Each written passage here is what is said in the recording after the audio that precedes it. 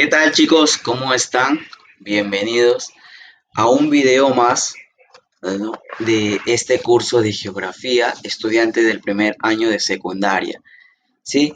Como sabrán, pues en este caso nosotros venimos trabajando el tema número uno, que tiene que ver con lo que es en este caso la introducción al estudio de la geografía, chicos. Bien, entonces vamos a ver en este caso. Si recordamos un poco de qué era lo que nosotros veníamos trabajando, por allí vemos en este caso que estamos hablando de lo que es, ¿no?, el surgimiento de esta ciencia tan bonita que forma parte de las ciencias sociales. Decíamos nosotros de que la geografía era una ciencia mixta. ¿Por qué decimos que es una ciencia mixta? Recuerden por allí, porque estamos hablando de una ciencia que se preocupa por lo natural y por lo social, ¿verdad? Una ciencia que te demuestra parte de la naturaleza y te demuestra también el aspecto social. Y de aquí hablamos nosotros de una relación entre lo natural y lo social, ¿verdad? Lo natural y lo social. Ahora, ¿la geografía será una ciencia independiente? Sí lo es. Recuerden, ¿por qué decíamos de que la geografía era una ciencia independiente? Porque tiene su propio objeto de estudio. ¿Y cuál es el objeto de estudio de la geografía? Es el espacio geográfico, ¿verdad? Ese medio en el cual se va a desarrollar el hombre va a interactuar, el hombre va a ir evolucionando. Y ese espacio geográfico que nosotros vemos, ¿habrá sido el mismo desde tiempos remotos? No ha sido así. Este espacio ha ido cambiando, ¿verdad? Así como ha cambiado el hombre, así como la historia en este caso también va cambiando, se van presentando una serie de acontecimientos, de sucesos, de hechos históricos. En este caso la geografía, el espacio geográfico también cambia. Porque la geografía, si nos ponemos a ver la geografía que vemos hoy en día, ¿será la misma que cuando empezó? No es así, ¿verdad? No es así. Porque decíamos nosotros que cuando la geografía inicia, se ve como una ciencia meramente descriptiva, es decir, que nos señala en este caso todo aquello que se presenta dentro del planeta, los elementos que componen este espacio. Pero ya con el transcurrir del tiempo, la geografía adquiere el carácter de ciencia. Y aquí hablamos nosotros ya no de una disciplina, sino hablamos de una ciencia, ¿verdad? Una ciencia que se preocupa por estudiar la interrelación entre el hombre y la naturaleza. Bien, ahora, lo que vamos a ver a continuación es la evolución del pensamiento geográfico. Dentro de esta evolución del pensamiento geográfico, chicos, nosotros tenemos dos pensamientos, los dos grandes pensamientos. Pensamiento no sistematizado y el pensamiento sistematizado. Si hablamos del pensamiento no sistematizado, nos estamos refiriendo por allí a las fases que lo componen: nomenclatura, medición, descripción y clasificación. La fase de nomenclatura es aquella que se desarrolla a partir del siglo VIII a.C. Si hablamos de la fase de medición, es aquella que se da en la precisión de medidas y ubicación de lugares, ¿verdad? La fase de descripción se desarrolla en el siglo XII y XV después de Cristo y se caracteriza por los grandes descubrimientos. Uno de los grandes descubrimientos, en este caso, que marca, ¿no?, un gran paso para el hombre, cuando hablamos de un hombre primitivo, viene a ser el descubrimiento del fuego, ¿verdad? Aquí, si lo vemos en el de Perú, viene a ser en este caso, pues, ¿no?, cuando se da lo que es el descubrimiento de América y todo ello, ¿verdad? Ahora, pasamos a hablar de una fase de clasificación. En la fase de clasificación encontramos su desarrollo en el siglo XVI al siglo XX después de Cristo. Pero luego tenemos nosotros un pensamiento sistematizado, ¿ya? Un pensamiento sistematizado. Pero antes de hablar del pensamiento sistematizado, enfoquémonos en aquellos representantes que forman parte del pensamiento que nosotros hemos venido hablando, de ese pensamiento, en este caso, no sistematizado. Decíamos que hay 4 fases, ¿verdad? La nomenclatura, la medición, la descripción y la clasificación. La fase de nomenclatura es representada aquí por Heródoto. ¿Qué recuerdas tú de Heródoto? A ver, Heródoto lo recuerda muy bien en la historia, ¿verdad? Y Heródoto es considerado, a ver muchachos, ustedes ya estarán pensando por ahí, ¿no? Profe, Heródoto es considerado padre de la historia y es verdad, es verdad. Luego tenemos a Homero. ¿Por qué más recordamos a Homero? Porque es un personaje que escribe la Ilíada y la Odisea, ¿verdad? Hipócrates. Hipócrates es un personaje que es considerado en este caso como el padre de la medicina, por allí dicen. Y luego tenemos a Aristóteles. Aristóteles, recordemos que fue un personaje, ¿no? Que en este caso usó por primera vez el término geografía. Además, Aristóteles es aquella persona que por primera vez nos habla del geocentrismo.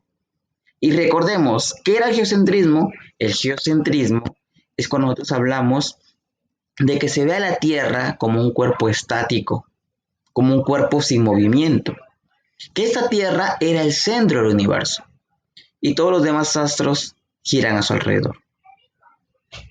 Esta teoría geocéntrica decíamos que fue formulada por Claudio Ptolomeo en su obra Almagesto, teoría que fue defendida hasta la Edad Media. Luego en adelante encontramos nosotros una edad moderna, ¿verdad? Y en esta edad moderna nosotros empezamos a ver la otra teoría, la teoría del heliocentrismo. Teoría que fue expuesta por primera vez por Aristarco de Samos. Y quien ya formula la teoría heliocéntrica es el padre de la astronomía moderna. ¿Y quién es el padre de la astronomía moderna? Nicolás Copérnico. Nicolás Copérnico escribe esta obra llamada De las revoluciones de las esferas celestes. Bien, perfecto. Ahora, si hablamos de los representantes, en este caso, de la fase de medición, tenemos nosotros a Tales de Mileto. Tales de Mileto era un personaje que nos mencionaba, en este caso, ¿no? Que la Tierra era un cuerpo que flotaba en una gran porción de agua, un disco que flotaba en una gran porción de agua. Anaximandro, en esta fase de medición, tenemos que Anaximandro es considerado como la primera persona que elabora la primera representación plana de la Tierra. Y me estoy refiriendo a que Anaximandro es la primera persona que elabora el primer mapa mundi. Y es por eso que se le considera a Anaximandro como, en este caso, el padre de la cartografía. La cartografía es una ciencia que nosotros la vamos a ver, en este caso, dentro de la geografía matemática. Porque la geografía matemática es una ciencia que engloba la geodesia y la cartografía. La geodesia a dimensiones mayores de los 25 kilómetros. La cartografía es el arte, ciencia de representar a la Tierra o parte de ella sobre una superficie plana. Los mapas, lectura de mapas. Claudio Ptolomeo, ya hablamos de Claudio Ptolomeo, ¿verdad? Muy bien, Claudio Ptolomeo decíamos nosotros que escribe en este caso su obra llamada Almagesto. Además escribe la obra llamada Instrucciones para trazados de mapas. Y también tenemos aquí en esta fase de medición a Enrique el Navegante. Luego tenemos la fase de descripción. Y aquí destacan personajes como son Marco Polo, Cristóbal Colón, si recuerdas a Cristóbal Colón, el descubrimiento de América, ¿no? Hernando de Magallanes. Y en la fase de clasificación tenemos nosotros a James Cook, Anderson y Fuster, Carlos Darwin, ¿verdad? Ahora sí veamos en este caso el pensamiento sistematizado. En este pensamiento sistematizado encontramos las dos fases, fase de explicación y la fase de conexión. En la fase de explicación, explicar. Y para que tú puedas explicar necesitas analizar, interpretar, comparar. Y es lo que te expresa esta fase. Se analizan, interpretan y comparan los hechos acumulados, ¿verdad? Y si hablamos de la fase de conexión, relación, ¿entre quién? Entre la geografía y otras ciencias. ¿Habrá una conexión por allí? Mira, facilito nada más. La geografía y la historia tendrá una conexión si la tiene. ¿Por qué? Porque la historia es aquella ciencia que se enfoca en estudiar, ¿verdad? Aquellos acontecimientos históricos que se han producido a lo largo del tiempo. Pero para estudiar un acontecimiento histórico, primero tenemos que saber dónde es que se desarrolla, ¿verdad? Y si hacemos esa pregunta, ¿dónde se desarrolla? Nos referimos al lugar, al espacio de desarrollo. Y ese espacio de desarrollo es el espacio geográfico, el objeto de estudio de la geografía, ¿verdad? ¿Sí o no? Facilito nomás. Bien, ahora, dentro de este pensamiento sistematizado, nosotros encontramos representantes también. Si hablamos de la fase de explicación, tenemos en este caso a representantes como son Alexander von Humboldt. ¿Quién es Alexander von Humboldt?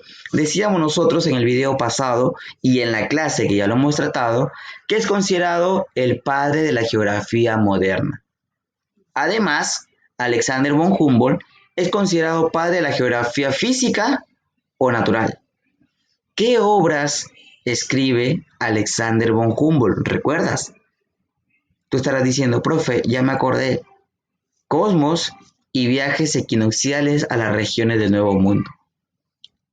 Y es verdad. Carl Ritter es un personaje que también va a destacar aquí. Y Carl Ritter es considerado dentro de los principios geográficos. Junto a Pablo Vidal de la Blache, exponen el principio de comparación o analogía. Federico Raxel es un personaje que escribe dos obras, Antropogeografía y Geografía Política. Es un personaje que se le recuerda como padre de la geografía humana, padre de la geografía política. Y también se le considera como precursor de la geopolítica, porque sentó las bases de esta ciencia. Bien, precursor de la geopolítica. Chicos, que no es lo mismo que hablar del padre de la geopolítica, porque el padre de la geopolítica es Rudolf Hayek, por ahí lo tenemos, ¿sí? Y luego también tenemos aquí a Pablo Vidal de la Blache. Pablo Vidal de la Blache, francés, propone una tendencia geográfica, que es el posibilismo geográfico. Además, defiende, en este caso, el principio de descripción. Si hablamos de la fase, en este caso de conexión, tenemos a personajes como son Pierre, Coriolis y Menier, ¿verdad? Ahora, hablemos de la evolución de la teoría geográfica. Si hablamos nosotros de la evolución de la teoría geográfica, nos estamos remontando a aquellas edades que han acontecido. El agua antigua, media, moderna y allí también tenemos la edad contemporánea. ¿Qué podemos decir en la edad antigua? Que en esta edad antigua se van a establecer, en este caso, dos escuelas. La escuela jónica y la escuela de Alejandría. La escuela jónica, que es aquella que se encarga, en este caso, de los aspectos meramente descriptivos. Mientras que la escuela de Alejandría es aquella que se va a centrar en los aspectos matemáticos de la Tierra, las dimensiones de la Tierra. Y es aquí donde vamos a encontrar a personajes que destacan, como es Eratóstenes, como es Aristarco de Samos, como es Claudio Ptolomeo. Eratóstenes considerado padre de la geodesia. ¿Por qué? Porque fue la primera persona en hacer el cálculo de la circunferencia terrestre. Bien, perfecto. Luego tenemos la Edad Media, considerada como un periodo de oscurantismo. ¿Por qué un periodo de oscurantismo? Porque aquí reinaba o sobresalían las concepciones teocéntricas, la religión. Y en esta Edad Media es donde se va a tomar como base todo lo que está escrito en las Sagradas Escrituras, en la Biblia. Y toda la imagen del mundo, como lo he puesto allí, debe coincidir con los relatos bíblicos. bien, con los relatos bíblicos. Ahora, ¿qué pasó más adelante? Encontramos nosotros una edad moderna. Esta edad moderna, en este caso, es aquella que nos menciona como un despertar de la geografía, un renacimiento. Pues el hombre en este caso ha vencido y superado todo lo que demuestra la religión. Ha dejado de lado las concepciones teocéntricas. Bien, para esta forma permitirnos conocer aquellos nuevos lugares y cómo es que se va incrementando la información. Porque recordemos que si hablamos nosotros de una época de grandes descubrimientos anteriormente, ¿verdad? Todo ello tenía que ser conocido y esa información tenía que ser mostrada al mundo. ¿Qué personajes encontramos que destacan dentro de la Edad Moderna? Personajes como son Immanuel Kant, Alexander von Humboldt, Karl Ritter, Pablo Vidal de la Blache, entre otros. Y luego tenemos la edad contemporánea, esta edad donde nosotros nos estamos desarrollando. La edad contemporánea es aquella que le da más importancia a la exploración geográfica.